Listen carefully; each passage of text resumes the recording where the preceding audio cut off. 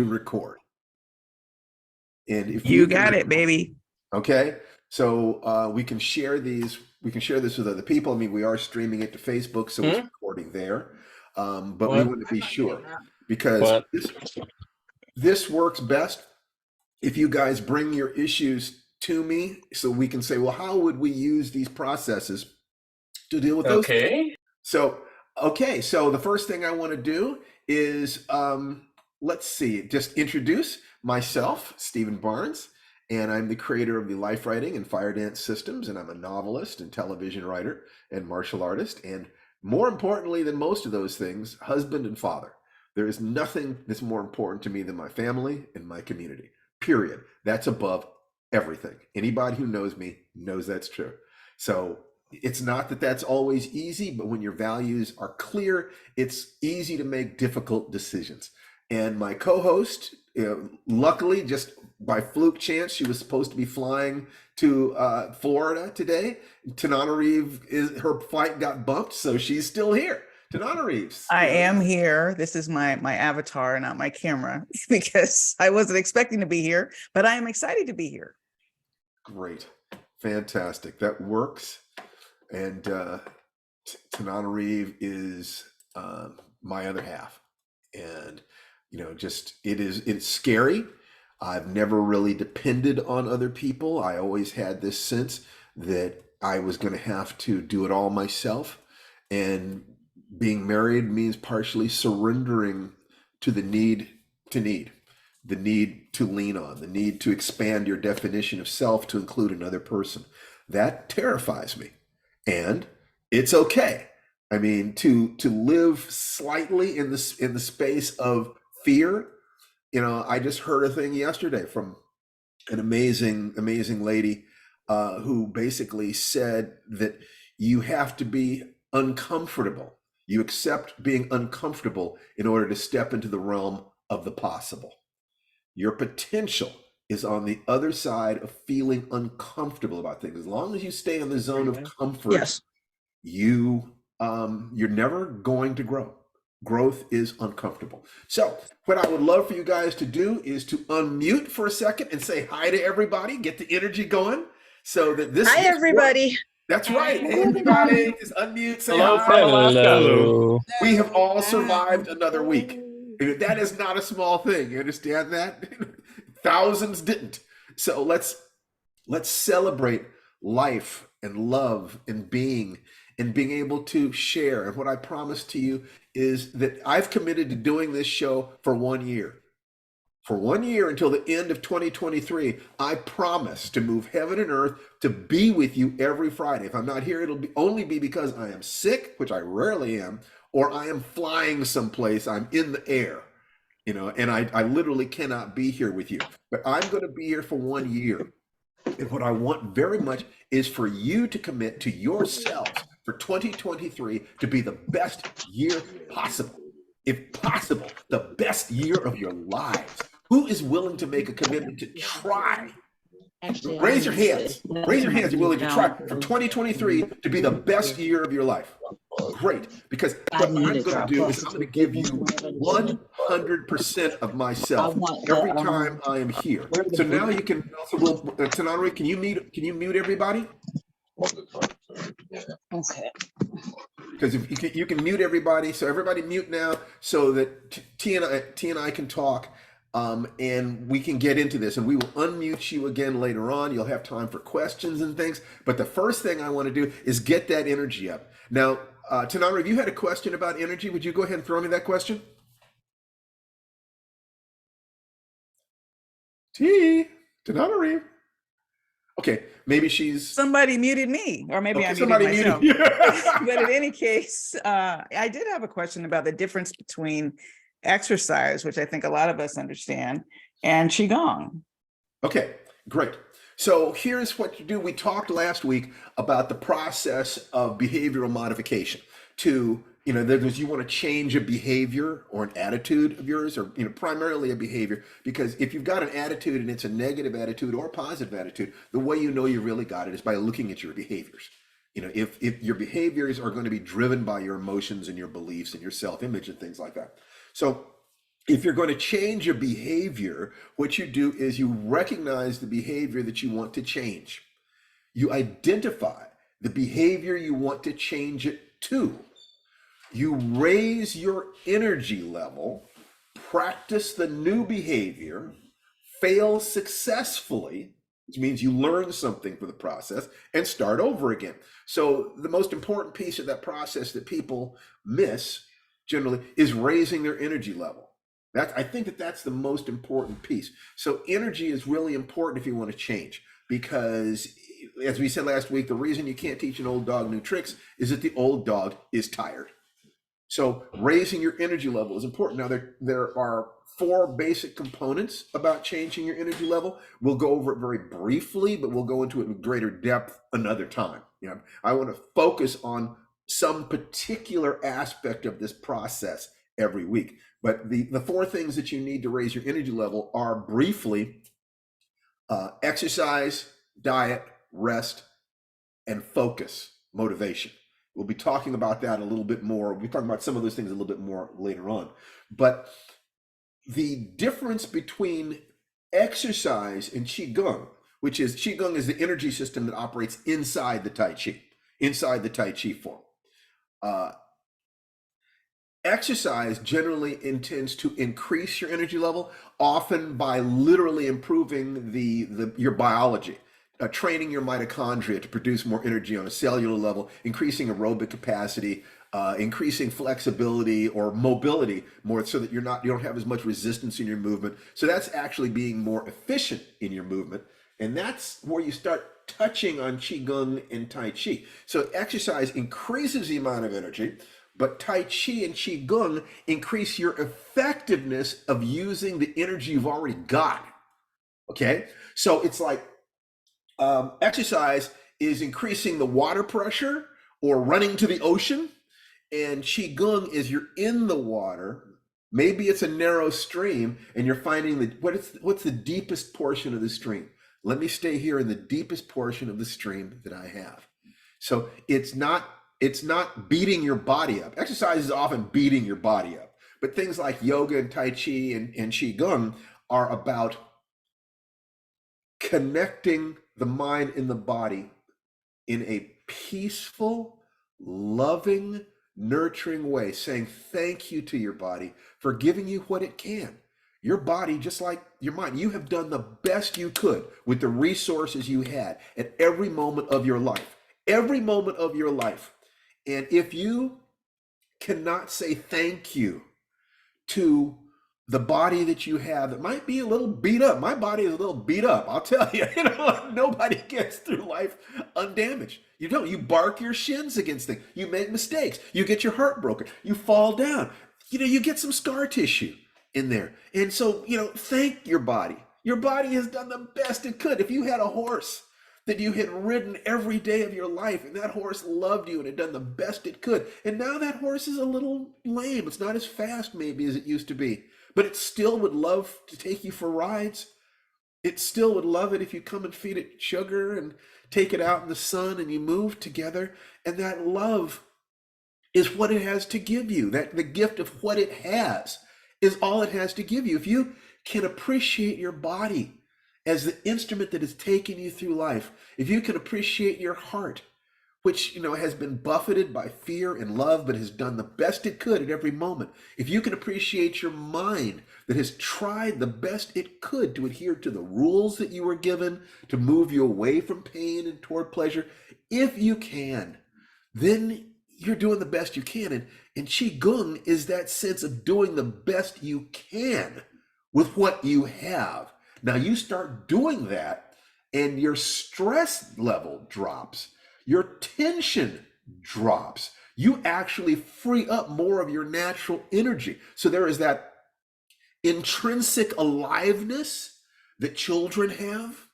And then there's the kind of brute force energy that adult athletes have, and people who are driven by their motivations. And you know something? I love that stuff. I've had a wonderful time with that stuff. I honestly pushed my body to the absolute limit of what it was capable of when I was younger. And now I push my body to the limit of what it's capable of now, but the emphasis is more on recovery. In other words, before it was how hard can I push myself? Now it's how fully can I recover from having pushed myself? And you catch the exact moment when you've recovered enough to be able to push again. So it's like you push, push, push, recover, push, push, push, recover. If you do that, and this is true of our psychic selves, our emotions, our spiritual selves, as well as our bodies. Our bodies, in that sense, become a metaphor for change, that you can measure what's happening in your body, in terms of how fast you run and how much you can lift and how much you weigh and your fat, muscle, percentages and stuff like this. And you can measure how you're doing in finances, which is things like, how much money you make, your net worth, how many customers you have, and so forth and so on. Like, I have a goal of having 1,000 people in the Firedance program, because that's a nice round number that I can kind of wrap my mind around. And if I can help 1,000 people and I can encourage each one of them to go out and help additional people, then I can change the world. That's what I'm thinking. So those things are quantified, but the heart is not. It's much more difficult to quantify the realm of the heart, in the same way that it's hard to quantify the realm of the spirit. It's difficult. But if you can handle the things that can be quantified at either end, the body and the mind, the career, then you have sort of created a groove that your energy can run down. You start developing a sensitivity to where you are in the process. So before we do our first exercise, because what I want to do is to start with Qigong exercise, are there any comments, questions, or requests that I can handle real quick? So if somebody raise their hand, if you got a comment, question, request. Otherwise, I'm going to lead you into a Qigong exercise. So let's take a look. Anybody? No? Doesn't look like it. Doesn't look like it. Fantastic. So if you can stand up, if you can do this sitting down. Now, the core Tai Chi exercise, the core Qigong exercise is almost certainly the Qi ball, which is just, I'm sitting with my knees bent, tailbone tucked under, shoulders neutral, head held as if by a string from above. Okay, that's that posture. Okay, rub my hands together until my palms start burning and shake my fingers out. Yeah. Ooh, now I get my palms close enough together that I can feel, ooh, this is nice today. I can feel the warmth between my palms. That warmth and that tingle make a nice Qi ball. Make a nice ball of warm air between my palms. Let's do this for 1 minute, and then I'll move to the next exercise. Inhale through the nose. Exhale through the mouth. Breathe down in the belly. Make sure you can feel the warm air. Relax. Feel the energy that you have. Feel gratitude for another week of life. If you were a billionaire and you were on your deathbed, you would give all your money for 1 more week of feeling as healthy as you feel right now. And when you understand that, that is the greatest wealth that exists in the world, is health, a sense of connection, a sense of possibility. All right. So we're going to take that feeling into an exercise called the triple burner. Now, the triple burner is we act as if we have a larger ball of air and we're holding it here. And the first one is up here at the shoulder level. Relax the shoulders. Visualize and feel that ball of warm air just for 5 breaths.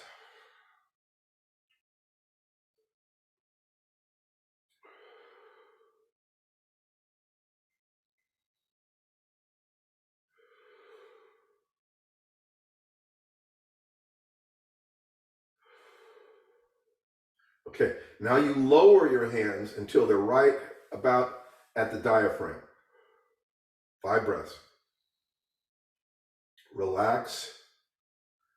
Visualize and feel that warm air. Like you're holding a beach ball. Okay, Now lower. This is the last one.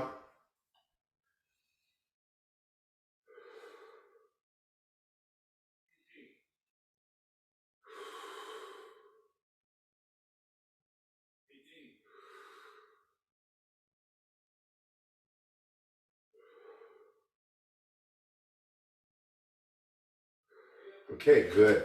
Shake it out.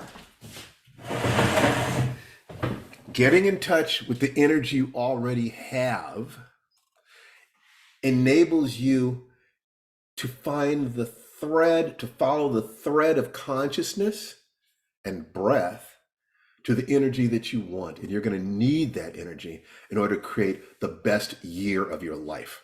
The best year of your life. We want you to have, and if you don't know exactly what your goals are yet, a great goal would simply be to double your energy. You don't know how you're going to do it right now, but if you simply have that goal, then it's a matter of, well, how might I double my energy? What would it take to do that? How would I have to eat? How would I have to move? How would I have to rest? How focused would I need to be to increase my motivation? Those are all very, very good, solid questions. One of the things, and so before we go on, because we have a lot to cover today, I'm really happy about what we have for you today. But before we go on, any comments, questions, or requests about anything in connection to this? This works best if you engage with me and tell me what it is you need to know in order to go more deeply into this process. So any questions? There's a breathing question from Jesse. Jesse, unmute yourself, please. Hey. I have training as a vocalist, so I never remember which in a like a qigong exercise like this, what's the best way to breathe? For example, expanding your diaphragm on the inhale versus the exhale. Expanding on the inhale. When you contract on the inhale, that's different. It's more sophisticated. I wouldn't want to teach somebody to do those sorts of things any more than I would teach Valsalvic breathing, or the kind of breathing that you do in Sanshin karate exercise and powerlifting. Those are performance exercises. That is not about health. That's about performance and competition. Those are different things. The martial arts, for instance, are filled with exercises that are not particularly good for your health, but it's great for knocking the hell out of somebody. And so if you might die in the next minute, it's okay if you take an hour off your life at the end of your life in order to deal with this right now. And that really is actually kind of the trade-off that is made. Performance, as opposed to health. Okay, so in general, it's diaphragmatic breathing, exhale on the contraction, inhale on the expansion. Do that, and you've got your basic health stuff. And work with a teacher in person, hands on you, to go further than that. What I'm going to teach are things that I know are totally safe. It's that place where safety and effectiveness meet. That's all I'm going to give you, is stuff that is both safe and effective. There are things that are very, very effective that aren't particularly safe. And things that are very, very safe but aren't particularly effective. We're working in the middle there. Okay? All right. There was another question, something about stances. Let's see it. Whoever that's me, Kathy Fowl. Sorry. Yes, hello, Kathy. It has a logo for my job. Excuse me? The logo you see is my job. That's why it doesn't have my name. Okay. So I see Kathy Fall. Yes.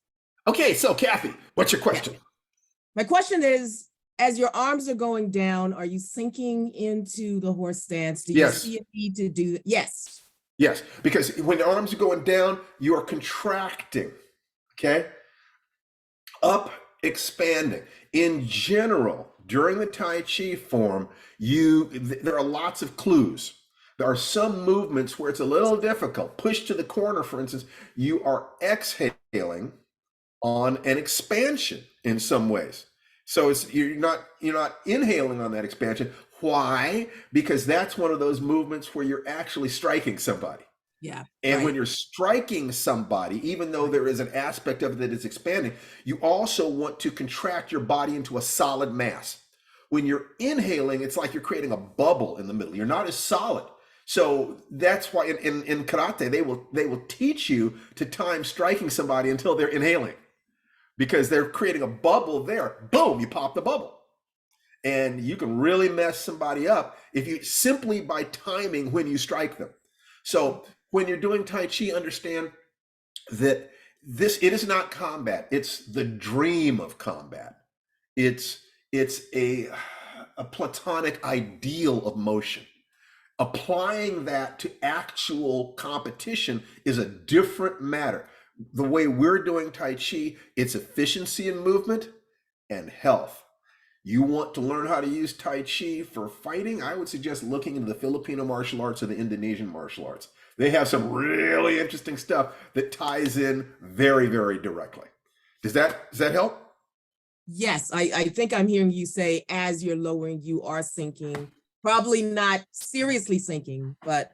Well, you could. In other words, if I'm doing this just for kind of energy, then I'm probably just going to want to go just kind of, but if I wanted to do this for exercise, in other words, remember we talked about how Qigong is finding the energy you've already got, whereas exercise is bringing in new energy. It is tearing your body down so it can build itself back up. In that case, I might go deep. I might go, yeah. I might really go deep and stay down here. Now, I want my legs to burn when I'm doing this, because I'm going to force my body to rebuild itself. And I'm going to stay down here. Your legs, you're going to tear your legs up if you do that. And if you tear your legs up and then give yourself the time that you need to recover, you give yourself the time you need to recover. Maybe you soak in a hot tub. You make sure to give yourself good nutrition. Your muscles, tendons, and ligaments get stronger. So, and also, if I could just jump in for a second, please. You'll be the first to say that you know your own body, right? So Mary L is saying in chat that her knees don't like squatting, and Ross is reminding everyone to keep the pain level below a 3. See, as you guys move through the course, you become capable of coaching each other in the chat. Thank you, Ross. Hey, who was the other lady who spoke up? Mary L.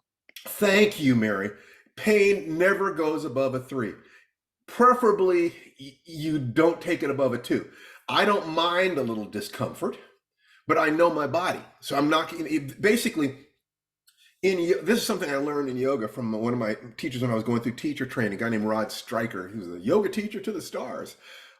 He said, your breathing, these exercises are all breathing exercises.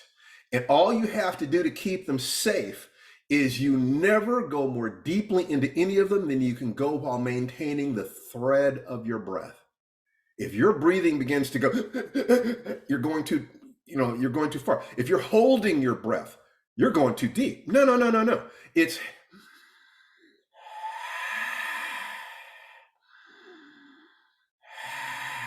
as long as you stay within the thread of your breathing, you will be safe. There are 3 things that make up an exercise from one position: your breathing, your movement, and your posture. And each of those is created by the other 2. It is a triumvirate. The one that breaks down first, what you do, as long as you've got all 3 of those things, you're safe. If your posture begins to break down, if the quality of your movement begins to break down, or if the quality of your breathing breaks down, you are disintegrating your structure. And frankly, this is what you want to do to your opponent if you're boxing, wrestling, martial arts, is you literally want to interrupt their breathing, change their structure, or impede their movement. That's literally what you want to do. It starts sending them down what's called the flow state performance spiral. And that is what creates the psychological illusion of the master moving in slow motion and the student moving fast, but he can't get to the master because the master is messing up the student's integration. The student has no idea. They think it's about speed and power. So, no, it's not. Speed and power are interesting, but they're actually created by a particular relationship between the 2 people, which is a subject that is sort of outside the scope of what we're talking about here today. But if what you want is efficiency and effectiveness in life, you might ask yourself, what is the analog for movement? What is the analog for structure within my writing or my business or my relationship, whatever? And you make sure you can push those things. But watch, when is the structure breaking down? When is the quality of my movement breaking down? Breathing is the thread you follow. It is the canary in the coal mine. It is the one behavior which is both voluntary and autonomic. So that means you can every profound tradition in the world uses the breathing in some way. Whether it's prayer that's said aloud, or chanting, or dancing, or movement, yoga, pranayama, this, that, and the other. They're all messing with your breathing. They're all following that thread of breathing. So you can do that unconsciously, or you can do it very consciously. Qigong and Tai Chi are asking you to do it consciously. That with a Qigong movement, your mind, your eyes, your movement, and your breathing are all coming together at the same time. Anytime you do that, you're stepping into the profound. We had another question. Tananari, did you sense a question? There was somebody. Let me see. I don't see one. Is there significance between eyes open or eyes closed? I close my eyes if I'm meditating, but when I'm doing Tai Chi, like I said, if the Qigong is the eyes, the mind, the breathing, and the movement all together, but if you were to do the Tai Chi form with your eyes closed, you would go into the kinesthetic state more. And there's nothing wrong with that. There's nothing wrong with exploring, what does this feel like with my eyes closed? Nothing at all. Go right ahead and try it.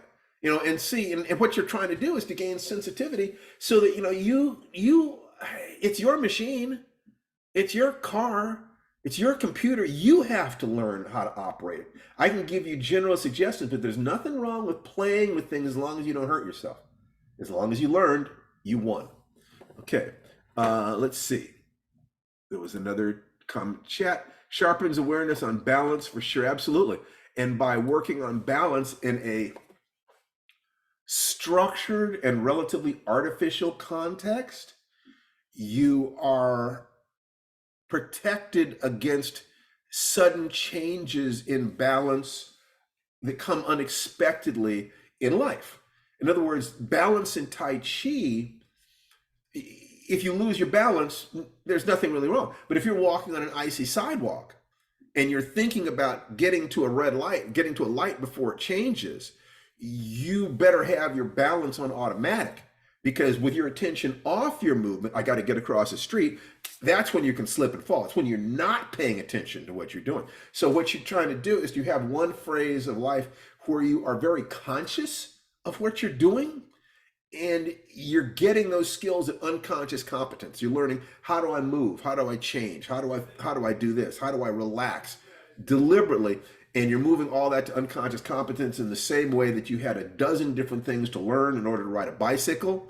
But once you learn how to ride a bicycle, it's look, ma, no hands. You don't have to think about it anymore. So that's the process in all the arts too, by the way, that we talk about, in writing. We talk about the hero's journey and the chakras and characterization and theme and plot and this and that and the other. But art exists at the place where you know all that stuff, enough to do a basic draft. Where you're not thinking about it. You're not thinking about your fingers. You can't touch type. You can't kind of roll your eyes up and visualize a scene and type what's happening in the scene as long as you don't know where your fingers are on the keyboard. So you practice where your fingers are on the keyboard until that's automatic, and now you can flow. And so all art comes from the place where you've taken technical things and moved them to the level of unconscious competence. So there are a bunch of different technical things involving life and success and movement that we are, through the Firedance ritual, we are moving to the level of unconscious competence. The conscious mind is a teacup. The unconscious mind is the ocean. So you're one teacup at a time. What are the things I need to learn? Practice, practice, practice, practice. Oh, I know how to do that automatically. Let's move on to the next thing. And that's what you're doing. You're constantly in that state. Any other comments, questions, or requests before we go on to Octavia Butler? All right, so this is good. Like driving a stick shift, Amen. It's exactly like driving a stick shift. You drive in your neighborhood with mom or dad next to you, and grinding those gears. But then as soon as you can move those gears without really thinking about it very much, now you're ready to get out on the street and add the complication of other cars. Okay. As long as you don't know how to ride a stick shift, you stay in the parking lot, you stay on your street. But the idea is to get to the point where you can drive stick on the freeway. And now you're singing along to the radio, and you're having a conversation, and you're driving in the fast lane, and cars are weaving in and out. And most of that stuff is just an automatic. In fact, you can kind of get to the point where you don't even remember how you got home. It was automatic. How many of you have had that experience of not even, what happened in the last 5 minutes? Where am I? And you were driving probably the best you've ever driven. You were driving at your very best because it's your unconscious mind that is the brilliant part of you. That's right. Mary L., you're completely correct. It is the autopilot that is the smartest part of you. So you teach your body, you teach your heart, you teach your mind, and you are moving everything to unconscious competence. And that's how you layer up, one layer at a time. One layer at a time. And the fun that we're all adults here. So you've got a textbook on sexual positions or something like that, right? Until you forget the textbook, you're not making love. You're practicing. It's USB ports trying to mate. But as soon as you get to the point where the mechanics of it are subsumed into the poetry of it, now you're communicating. Now you're dancing. You can't cha-cha as long as you're going 1, 2, 3, 1, 2, 3, 1, 2, 3. It's once you get that movement, and now you're moving together. Fred Astaire used to push his dancing partners to the point where, it's like Ginger Rogers said she hated working with Fred Astaire, but she loved the way he made her look on screen. That Barry Chase, another one of his partners, it's like he drove me like crazy. But then when they were actually moving during the television special together, he's whispering to her, "Now you're dancing. Now you're dancing." That's what you have to do to get into the zone where the child part of you can simply, let's put on a show. Let's tell a story. It's that child part of you that is the artistic part of you. Okay. But the adult part of you has to get the component skills of whatever it is you're trying to do to unconscious competence. So the child is just playing with a bigger and bigger and bigger set of toys, a deeper and deeper and deeper well of toys. So that's what it is. The adult does the work so that the child can play. The adult does the work so that the child can play. Does that make sense? Do you understand what it is that I'm saying there? Okay, great. Because as you can probably tell, the little kid inside me is very much alive. The little boy inside me is still there. He's still a kid. He still loves dinosaurs. Oh, look at my Tyrannosaurus tooth right here. It's like, oh, I've got a piranha right next to my desk. Okay, piranha, what are you gonna bite today? Oh, so it's because I have spent thousands of hours working on the skills that allow me to do my professional job without really thinking about it that much. That's the advantage of doing the work. You do the work so that you can have the play. That's what it is.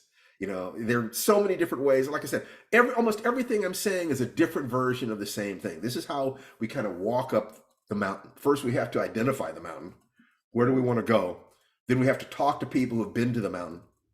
And then we have to do the work to get to the mountain. And we also have to be sure we enjoy every step of the process, because we don't know if we're going to get to the mountain. Life, people get hit by meteors and it just happens. So make sure that every day of your life, that little girl, that little boy inside you is having a wonderful journey. And that's what I want for every one of you, to outperform anything you ever did in life up until this period of time, in terms of getting to know yourself and bringing your dreams to life.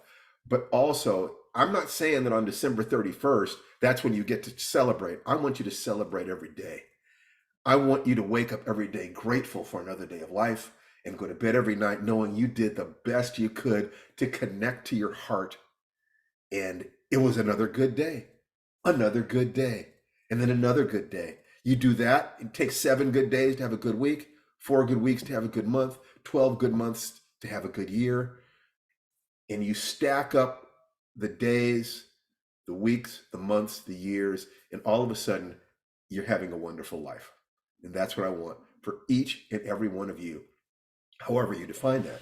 Now, let me get this board back over here. I was experimenting with a thought because, let's see, is this on there? Yeah, it's on there. So we've talked about the 3 gates. Is it true? Is it kind? Is it effective? This is a moral education in a box. I mean, just asking yourself for everything you do and say, is it true? Is it kind? Is it effective?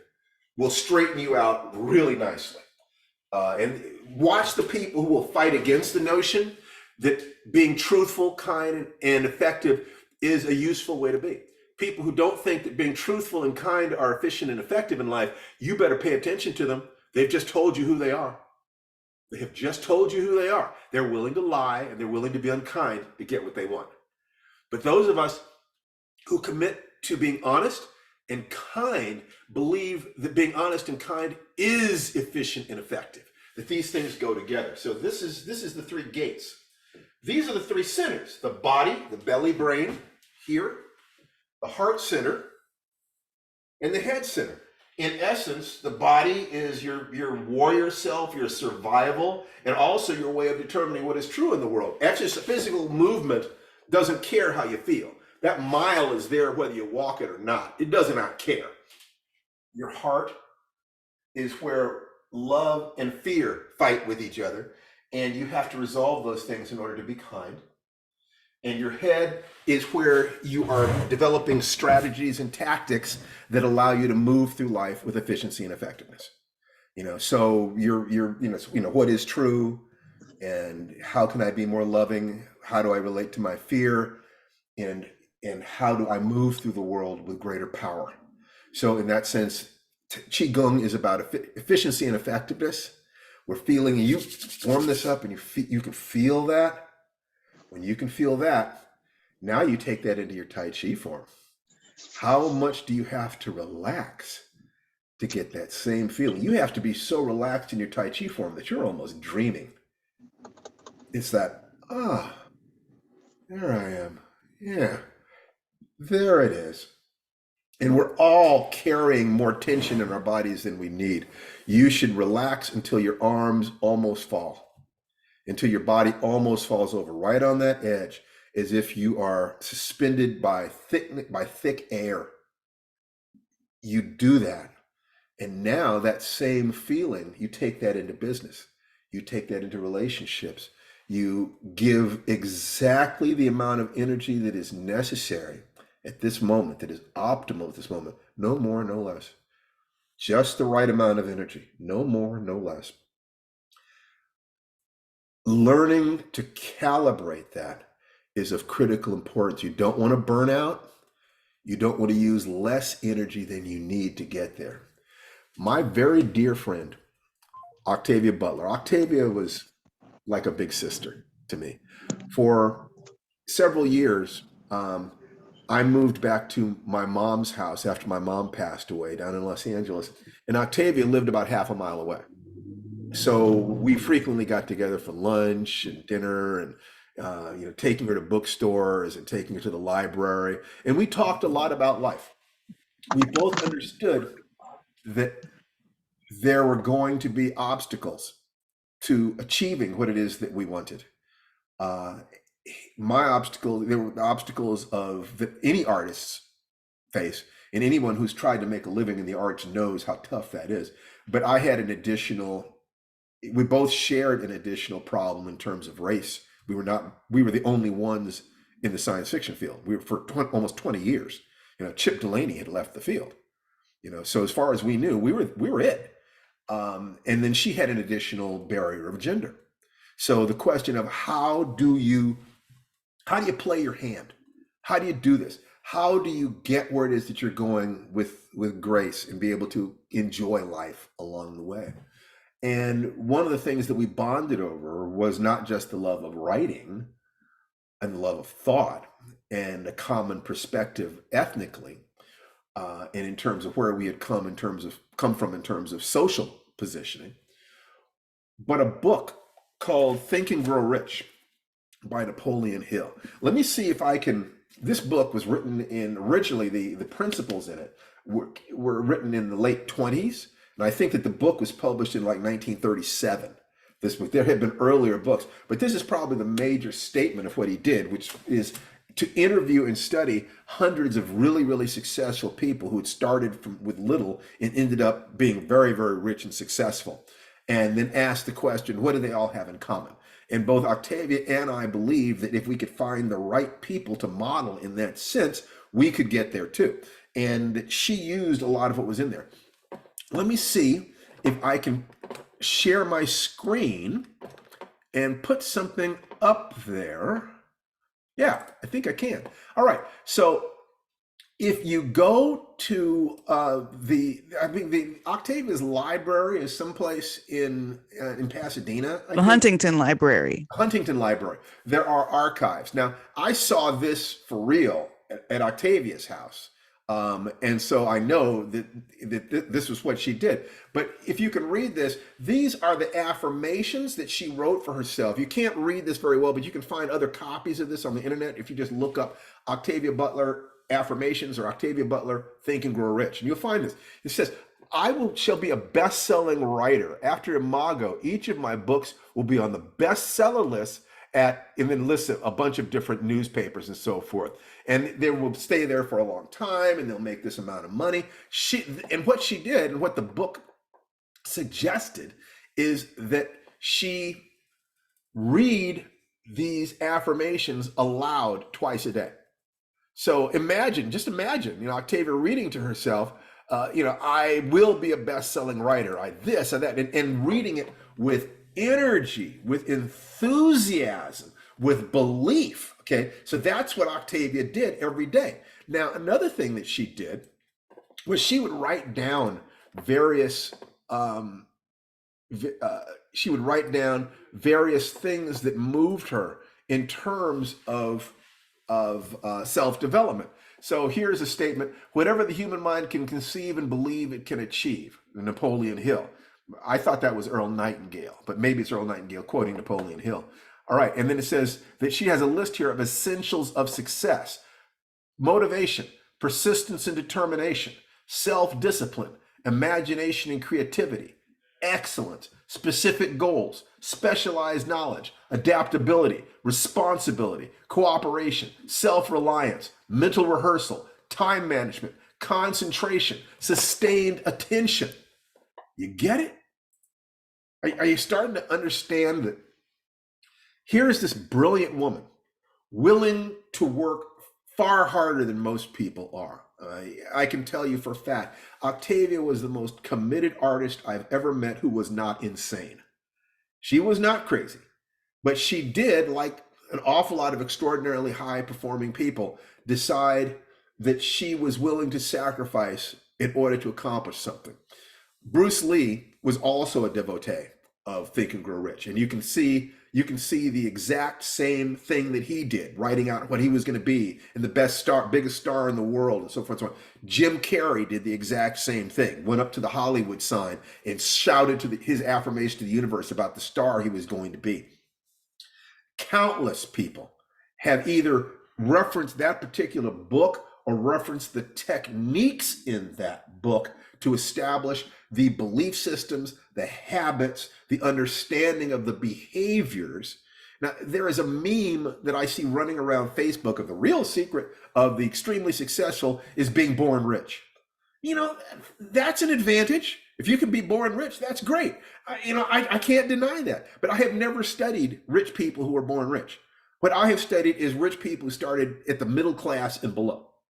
That's 100% of my study, because I was interested in how do I overcome the obstacles in order to get where it is that I'm going. Ross Merker said, a bit late to change that now. Absolutely. I can't change my race. I can't change my class. I can't change, any number of those different things. But I can ask myself, given those disadvantages, what are the behaviors, strategies, and tactics that lead us to success. So I know for a fact that Octavia became Saint Octavia, what she is now, because she touched something so real within herself and had the skill to convey it to the public at the level of unconscious competence. So she could create art that was based on technical and intellectual understandings. She had all the technique and the understanding of the science of it and the mechanics of it at unconscious competence. And now she can simply write poetry because she is automatically following those patterns. So does that make sense? Any comments, questions, or requests about anything that we're covering right now? Because like I said, every week I'm trying to give you gold, because the next thing I'm going to do is I'm going to go a little bit deeper into the first principle in Think and Grow Rich, and we're going to talk about how to integrate these things into your life, but I want to make sure that you're with me. So, if you've got a question, raise your hands. Otherwise, unmute yourself and say yes if you get it. Yes. Yes. Are we there? Yes. Comprehend.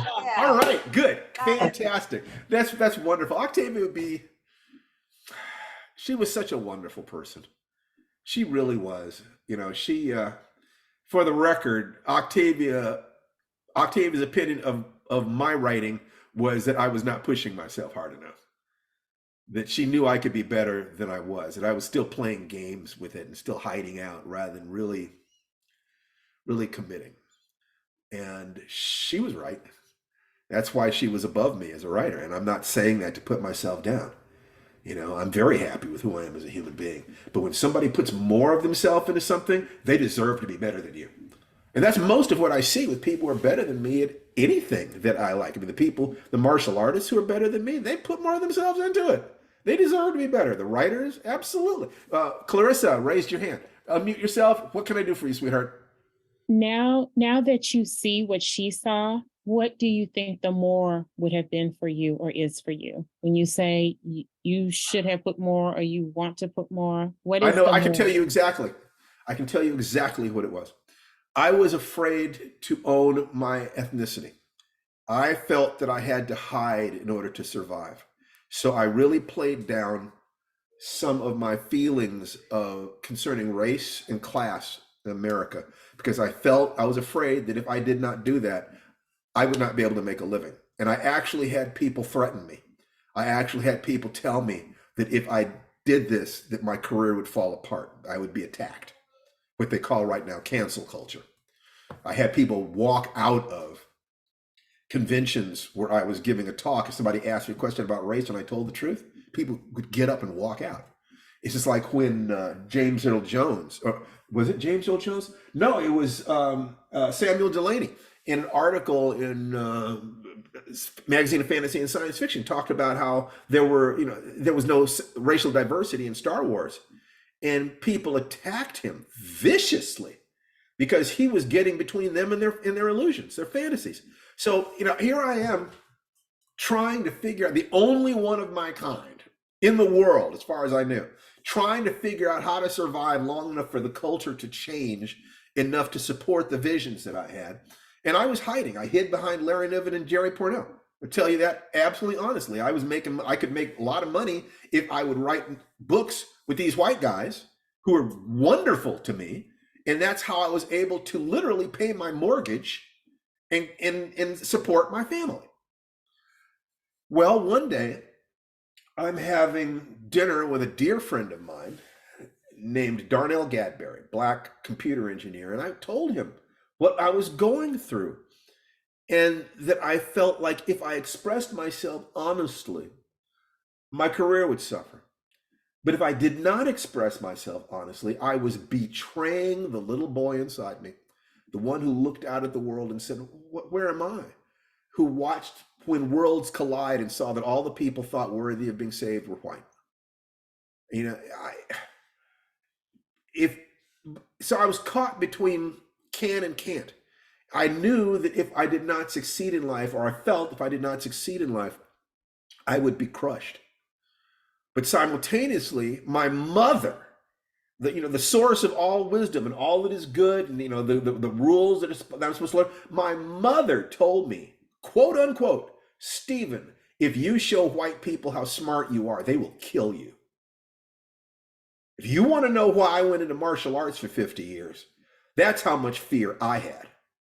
That's how much fear I had. I had to get to a place where I did not feel afraid. And then I had to get to a place where I could deal with the world from love, because I was not going to let other people's poison into my life. I could not do that. So it's like, how do I do this? And Darnell looked at me and he said one of the most important things anyone has ever said. He said, Stephen, eventually someone is going to have to start writing stories that include us. If not you, who? If not now, when? And why would you want to write stories for the pleasure of people you wouldn't want to have in your house? And I knew at that moment that I had been hiding, that I had been a coward, that I had been lying to myself and the world about who I was, and that I had to step out. And it was that realization that started me on the path that led me to writing Lion's Blood, which was the first book I ever wrote that Octavia approved of. I admit to having let my fear control me. I was trying to survive. And I would like to think that because I was there, I opened a path that others have been able to walk. I did the best I could with the resources I had. But Octavia had more courage. And I salute her and I honor her. And I'm so glad that I had her in my life. I wish that the person I am now had been able to sit down and talk with the woman she was then. Now I'm at a level of integration as a human being that could have had a very different conversation with her. I think she will always, there's a very good chance that I will never be as good a writer as she was. But I know that what I must do to be true to myself is to give it absolutely my damnedest shot. The only way to be true to her is to do the best I can do with the resources I have. And if I can, then I'm being honest. Does that answer your question? Excellent. Excellent. Any other comments? Absolutely. Yeah, I do believe that she hears me now. She knows that I love her and I love her spirit. And what is necessary for each of us is to deal with our own pain and have our own courage. If I can speak about the world I see and the fear and the pain that I feel without passing that pain to other people, I'm not asking anybody else to carry my cross for me. I will deal with it. I will give you enough of my pain to intoxicate you just a little bit, to inspire you with the possibilities of being awake. But I'm not going to give you enough to make you sick. That's for me to cover. I have the ability to do that. I will take responsibility for that. So I will be, the knot that I see that I want to untie in my lifetime is the knot where gender and race connect. There are some very, very interesting things there that I think must be unwound for the human race to move to the next level. And Black-white civil rights and male-female energies are, I think, at the core of this. We're reaching a transformative place where we're asking different questions about who we are as a people, who we are as human beings, who we are as men and women. What does it even mean to be black or white? What does it mean to be male or female? I think there is a vast amount of really valuable work to be done right there. So let's see, Tananarive. Yes. If you have any comments about that, there's something that I want to put up in chat. If you would talk to them for just a minute, that'd be great. Hi, everybody. So, talking about, well, anyway, let's talk about Lion's Blood, because I see so much excitement in the chat about Lion's Blood, and we're not here to convince you to read Lion's Blood, but I see some of you have read it. I do think it is Steve's best work. And as a matter of fact, yesterday we did a Charleston book fair appearance, and I was asked which 2 books I would put in a time capsule or whatever, one by me and one by someone else. And I picked the civil rights memoir I co-wrote with my late mother as my book, Freedom in the Family, but Lion's Blood is the one I picked by Steve. So I think it does speak to integration, which is what we're all about here. And when we are afraid to look head on at our inner truth and afraid to share our inner truth, it really does hobble us, even if it's not about writing. It can be in our relationships, it can be in our jobs, when we have to sort of put that veil of fake, I don't know, what do you call it? A false face on things. Yeah. It keeps us from growing and sharing. Okay, is that good enough? I think. Yeah, it is absolutely good enough. Mary, unmute yourself, please, sweetheart. Mary L. Can you unmute yourself? I'm trying. Okay, good. I can hear you now. What's up, sweetie? When I'm a person of the 80s, the tech and everything. And one of the things we had in diversity training as a Black woman, the consultant said, in corporate, all women are white and all Blacks are men. And so what was left out was the Black woman. Yes. There was nobody speaking for us. And that means So hurtful. It is not just hurtful, but I want you to take that pain. Are you a writer, Mary? I believe I am. Okay, so the question is, that is not a major part of your future goals. That's not something, you're not trying to become a writer. No, I would love to. I'm an encourager, so I would love to write and help people see the positives and work through the negatives and feel better. My ex used to say, it doesn't make any sense for anybody to wake up and be as happy as you are every day. I said, hey, it's your choice whether or not you want to get up on the wrong side of the house or not. I try to get people to see the positives even in the negatives. So let's take a look at that in relationship to Lion's Blood. So I have a tremendous amount of pain around some of those issues. If I resolve that pain, now I can tell a story about 2 young men trapped in a situation where they have to deal with a world. I have to integrate my feelings about, well, why are things this way? Why did Europe take Africa as opposed to the other way around? So in a way that is universal, that is an expressive of universal human tendencies, if I believe in equality. If I believe in equality, then there isn't a lack on either side. It's just, this is what happens with human beings. So I had to deal with my stuff in order to write a book about a world viewed from a philosophical position where I'm not asking white people to feel guilty. No interest whatsoever in guilt. What I'm interested in is understanding and emotion and love. Okay, love and fear. I know what I'm dealing with. The fear is, what if they want revenge? The fear is, what if we're awful for having done this? No, let's move out of that. And it's the same thing that you'd have to do if you were writing a book about relationships between men and women. How did we get to this point? What's going on? How can we move? Because if we understand what's going on, we understand how to move forward. So if you will resolve within yourself what you feel about that pain, you have to acknowledge the pain that you felt, but then ask yourself, how did we get to this point? So in one of the structures that I came up with years ago was for what I call social justice warriors, or people who want to be warriors for social justice. Okay, and the way people have demonized that term makes me want to vomit. But what you do is the first step is to love yourself. That's the first step, to love yourself deeply, to know that you have done the very best you could with every moment of your life.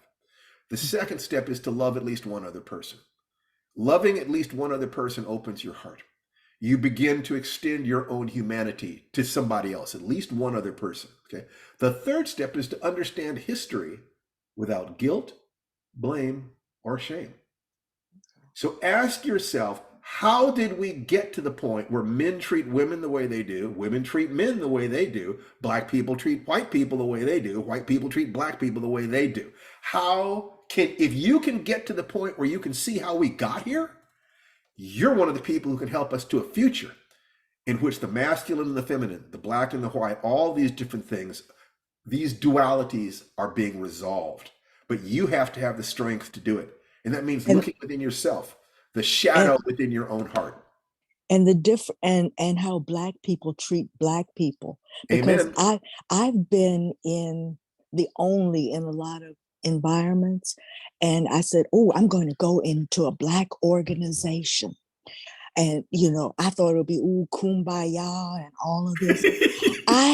My rose-colored glasses got smacked off my face so fast. I'm like, I had to go back to being the only so I could have some safety, because it was dangerous in that organization. That's right.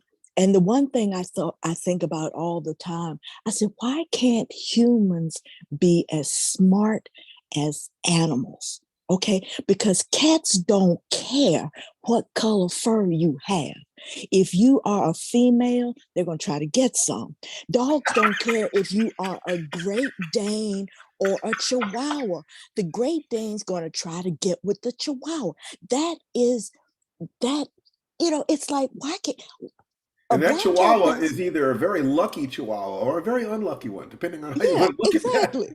Look, Mary, you're talking about the exact same questions that Octavia was asking. I'm telling you, these are the exact same questions. You're in exactly the same headspace, exactly the same heart space. Couldn't be better. Wow. This is why she studied animals. Why she took a trip up to Amazon to study an animal ecosystem. She wanted to understand, why are human beings this way? What are animals really like? How do I connect human behavior with animal behavior? How does this make sense?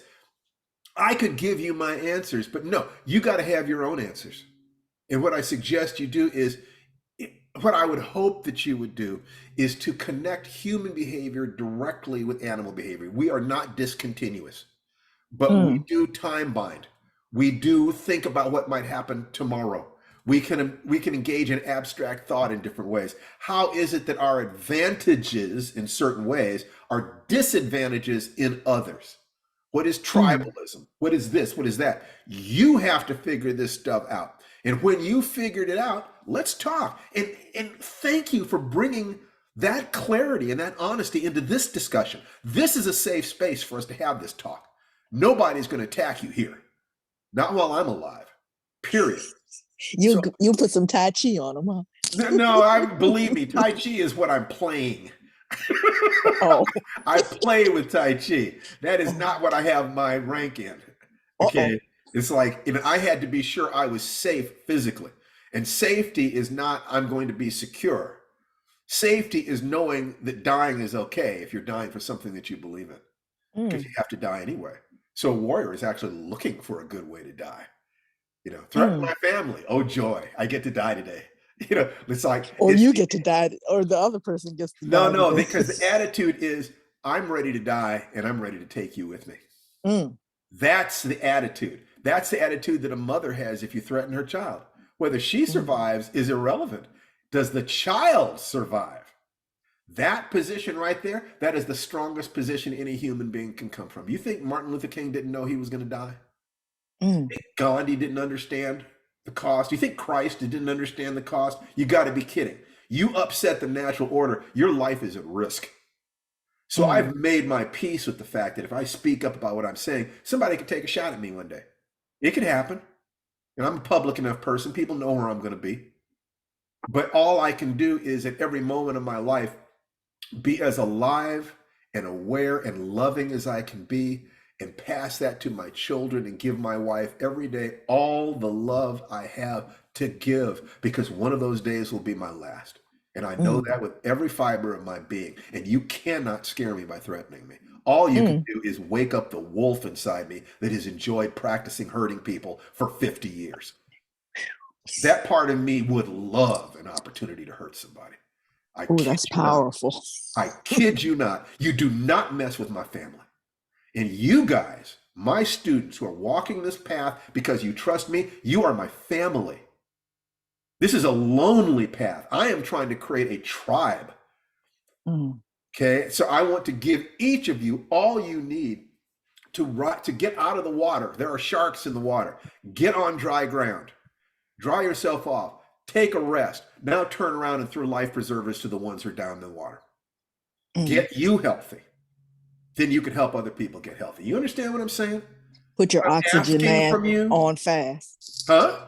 Put your oxygen mask on first. And that's then help exactly right. Put your oxygen masks on. That means getting out of pain to the 0 point. Okay. It's all living things operate to move away from pain toward pleasure. Most people stop at the 0 point. Well, I'm not hurting anymore. They don't realize that there's joy beyond that. And when you do that, you're in the same situation as someone who is overweight by 100 pounds, loses 100 pounds, then goes off the diet, and then blames the diet when they put the weight back on.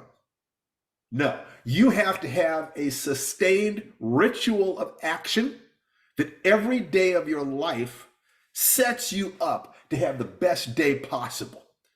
You understand what your long-term goals are and then what the medium-term goals are and what you need to do today to stay on that path. And the best way to do that is by following a role model. Each of you needs to follow a role model. For a default, Tanana or even I are willing to be those role models for you because, yeah, of course, there's a ton of things we have to do to improve and get better, but we genuinely love each other. We're genuinely having an adventure in our writing. I mean, life is really interesting right now. We just got nominated for an NAACP Image Award. I got nominated for a British Science Fiction Award. We're about to start working on a new television series. We may not be perfect, but perfect, it's not perfect, it's perfect. NAACP award again. Again, yes, that's true. That's true. It's not like I already have one of these. Yeah,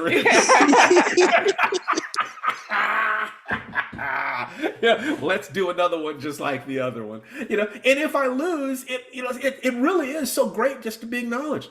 It's so great that people knew I was there. It's like, wow, thank you. I do the best I can every day. It's beautiful to get indications from people that they appreciate what you're doing. If you are willing, if you like this, if you want to be a part of this, first of all, I'm going to be here every Friday, all this year, until the end of 2023. I promise I'm move heaven and earth to be here. And then we'll see after that. The more I can help people, the more I see people progressing. If this is useful, then I will keep doing this because I love this. You can probably tell that. Either that or I'm like coked up like crazy, which I am not. That's what you had, and you called it your vitamin juice, huh? Yeah, that's right. Yeah, it's there's nothing but good stuff in here. This is Mazel Tov. But one thing I wonder about too, because I used to be a size 4, but I always saw myself as fat because I was heavier as a child, and I realized that we don't see with our eyes, we see through our eyes. Just like when you're driving a car, you have to shift your vision to see through your windshield or look at your windshield, like if a bug hits you. So I've been trying to work on my mindset so I can actually see correctly. No, if that makes any change sense. what you just said. I am working on my mindset. I have been working on my mindset because what you just said, that was deep. That was great. That's not somebody who's trying. That's somebody who did it. That actually is a good perception. You need to journal that. You need to blog it. Start putting your thoughts out into the universe. Start blogging at least once a week. Do a major blog post. Just put it out there so that other people can start finding you. It takes time. It might take a year of weekly blog posts before you develop a readership. So get started. That's also a record of what you're doing. You are thinking the right way. You're asking, as long as you're not asking other people to feel guilty about the things that have hurt you, as long as you're looking at this as, wow, this is what it is to be human. And it is not less than what animals are. If animals had more intelligence and could time mind, they'd be behaving like us. You know, so it's the downside. Yes, it was the keeper that was nominated. The keeper was nominated. Tananarive, you took lead on that. So why don't you say a little something about that? The Keeper is a graphic novel that originally was a screenplay. And we got very, very close to setting it up. I mean, I'll tell y'all, it's a secret. I mean, this is not really a public conversation, but we really came close to setting it up with Jordan Peele and his company. But the studio said no. And this was back in 2019. So I was pretty heartbroken to go from like beyond my dreams coming true to, never mind, in such a quick span of time. But then John Jennings, bless him, said this would make a great graphic novel. And it came out last September. And I still kind of in shock that we were nominated for an NAACP Image Award. It was an accidental graphic novel. So very exciting. And it's about basically a young girl who's orphaned living with her ailing grandmother, and the grandmother summons a creature to take care of her. And Tananarive took lead on that project, which is why her name goes first on the book. And it's terrific stuff. We had a lot of fun doing it, and I think it's one of our better works, and it's fun to have that exploration. You know, over this year, there are going to be things happening with our family. Things happening. I'm in training to go to Manila in 2024 for a week-long Filipino martial arts event. And there'll be a lot of career things, and we're going to be sharing that with you. And if you find that the way we are discussing these things, the lives that we're living, are inspirational to you, and we're just a little bit further ahead of you on the path in these particular ways, we're sure that you're ahead of us in other ways. And maybe you'll be teaching us. You bring your reality in here, and we'd love to hear it. Then we encourage you to join this community. You can join it by just showing up here, by putting your name on one of our lists, so that we can communicate with you. We strongly encourage that you join the actual class so I can teach you Tai Chi, which allows me to sort of reach through the screen and actually work with your bodies, because you got to work with your body. The level above Think and Grow Rich, which encourages affirmations, is to say those affirmations while you're in motion, while you're walking, for instance. Do that, and then walk with power while you're chanting, you know, every day and every way I'm getting better, or whatever it is you're doing. That becomes an incantation. That's a higher level. The Tai Chi allows you it's not a brute force technique. There's a fantastic amount of technology. And if you go to firedancetaichi.com, you'll be able to join us. Now, an offer I wanted to make is that we also encourage, you know, the steps of doing this. You start with the 5-minute miracle, which is breathing diaphragmatically 5 times a day, once every 3 hours. You go from there to doing your morning ritual. You take one of those sessions and you expand it outwards, where you include your goals. You do what Octavia did in that document, except you also think, well, who are the people who could do these things? So you find role models who could easily accomplish the things that you want, and you visualize them. You feel your way into them. You're walking in their steps, the same way children pretend to be mommy and daddy. That's why children learn so fast. They use their imaginations, step into it with their imagination. They speak their future into existence by acting as if they are these people. And that way they're saying, well, who would I have to become to have these goals? And they pretend to be those people. And that's how our neurology is set up. Things called mirror neurons. That when you actually pretend physically to be the person, to breathe the way they breathe, to move the way they move, then you're learning the fastest you can. And one of the things that you do after that is write in a journal. Now, I have written in a journal for years. I've got dozens of journals that I wrote every week. I've been using one like this that Brendan Burchard creates. It's very, very nice. Brendan Burchard journal. But I realized a week ago that one of the people who influenced me the most is a woman named Dawn Callan, who taught a woman's self-defense workshop called Awakening the Warrior Within, that I thought was so transformative and so powerful that I begged her to teach it to men. So it started just becoming the warrior workshop, and she did it for both men and women. And after she retired, she shared with me how she created these effects, how she did something so massively powerful. And we actually created a course called The Warrior's Journey. And part of that course was a journal. We actually created a journal called the Warrior's Journal. And because my emphasis has not been on that course for a while, I'd let this be fallow. These are printed on demand. And I realized that, first of all, let me put this in the chat. But I realized that because we created it and because it's print on demand, I can literally work with the template to improve it and evolve it. So I'm starting to use this myself. And what I wanted to say is that if there's anybody there who is not in the Firedance program, who joins the Firedance program by midnight tonight, I will send them a free copy of the journal. The rest of you, you might want to, we're going to keep the price so low. It's basically, I don't want to make any money on the journal. There's no need for that. So we're going to keep that price very, very low. So, but if you are not currently a member, if you go to firedancetaichi.com and join by midnight tonight, I will send you a free copy of the journal. Because we want you, and basically what this is every single day, you are asking yourself certain sets of questions. Every night you ask yourself other questions about the magic formula, the energy systems, the hero's journey, what it is that you need to take care of yourself in the primary goal areas. It is my expression with using life writing and Firedance and the Warrior's Journey to address what I think Brendan Burchard did really, really excellently with his journal. So that's all you have to do. I will find out, who's signing up when, and I will personally buy you a copy and send it to you. So any comments, questions, or requests before we close up today? Dennis Dickens said, each of the new versions could follow the Think and Grow Rich format. I will make sure I will make sure that the things that are contained within the Think and Grow Rich format are integrated, because the Think and Grow Rich was the first success book I ever read, and in many ways it's the grandfather of all of them. It is really massively powerful, and I will make sure. But we're going to be doing this.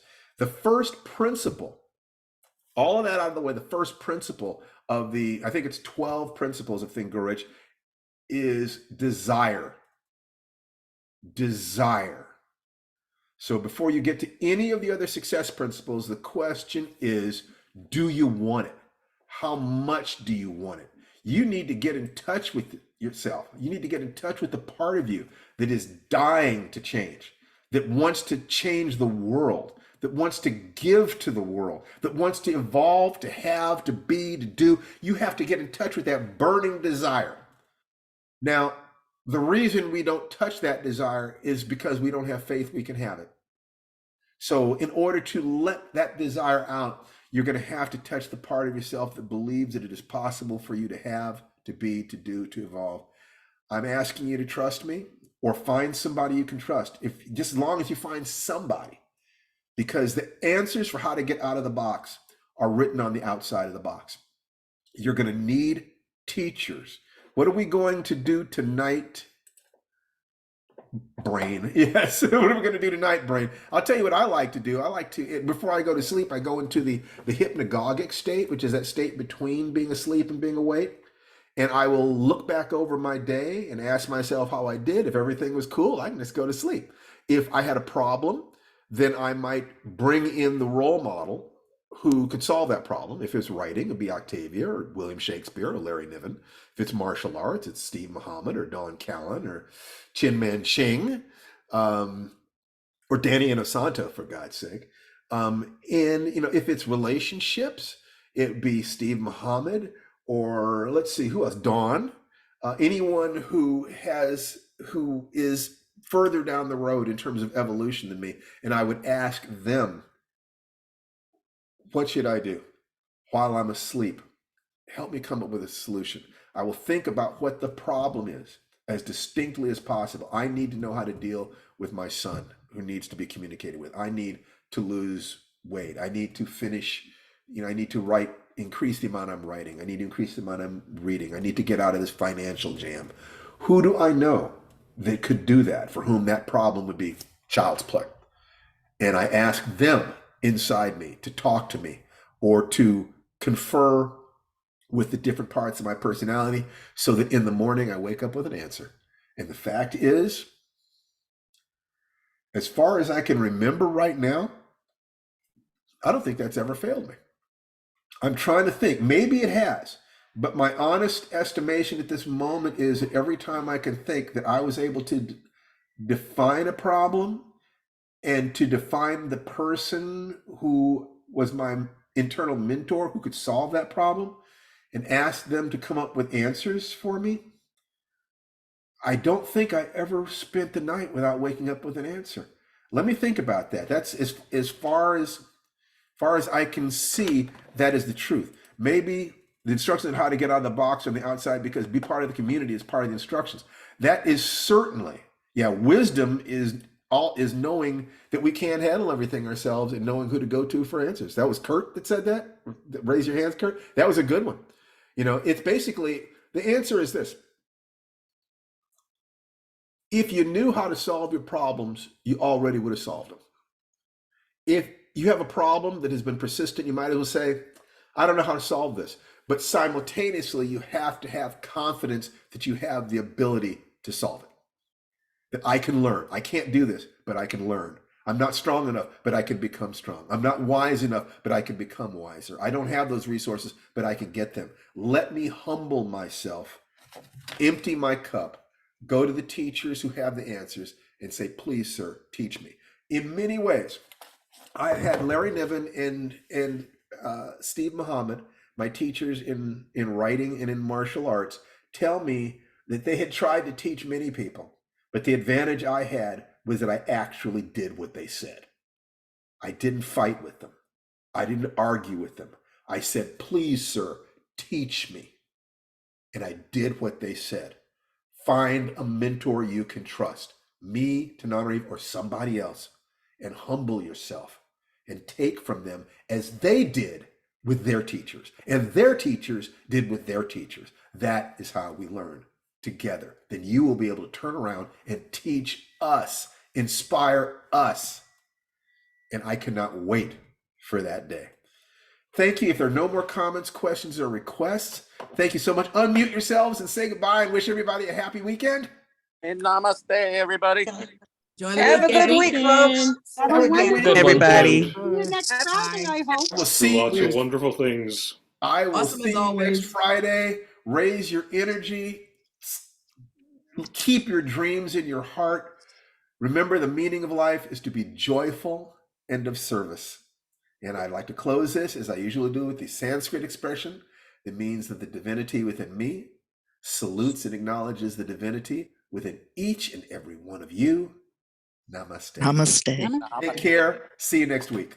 This was awesome. Thank you so much. You're so welcome. This is my joy. It is absolutely an honor for me to be here with you. Take care. Bye-bye. Bye-bye.